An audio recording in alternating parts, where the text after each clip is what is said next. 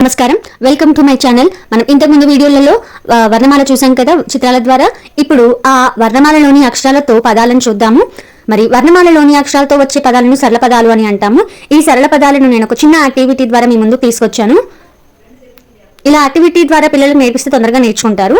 ఇందులో మొత్తం 4 వృత్తాలను తీసుకున్నాను. ఆ ముందు రెండింటిని నేను వచ్చేసి ఎంటీ పెట్టాను, ఏం కనబడకుండా పెట్టాను. ఆ తర్వాత రెండింటితో నేను 2 అక్షరాల పదం క థ కథ, గ ద గద, గాకు సున్నా పెడితే గం గ గంగా, ఖ ర రాకు సున్నా పెడితే రం కరం, ఓ డ ఓడా, రు క రూకా, ఆ సున్నా పెడితే ఆమ్, కాకు సున్నా పెడితే కం అంకం, ర మ రమ, ల త లత, ఫ సున్నా లాకు సున్నా పెడితే లం ఫలం. ఇప్పుడు ఇందులో మేము 3 అక్షరాల పదాలను చూద్దాం. ఫ ల కాకు సున్నా పెడితే కం ఫలకం, న ల త నలత, భ వ నాకు సున్నా పెడితే నం భవనం, మ మ త మమత, స న గ సనగ, జ ల జ జలజ, న ట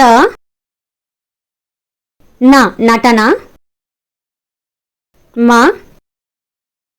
ర క మరక,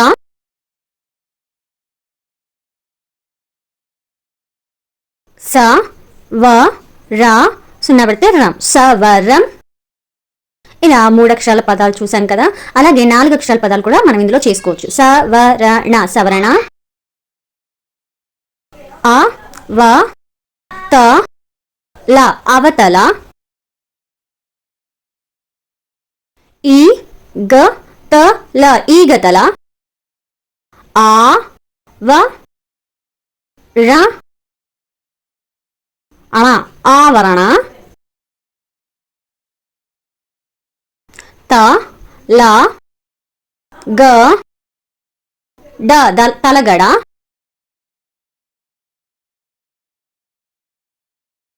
ప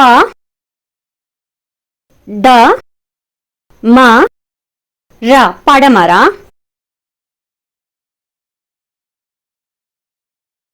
ఇప్పుడు ఇందులో జంట పదాలు అంటే రిపీటెడ్ వర్డ్స్ పక పక పక పక, త అళ త ఎళ్ళ తళ తళ, క ఎళ్ళ క ళ కళకళ,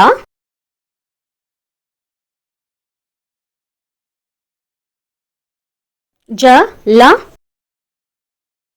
జ ల జల జల, ప క ప క పక పక, గ జ గ జ గజ గజ, గ అణ గ అణ గణ గణ.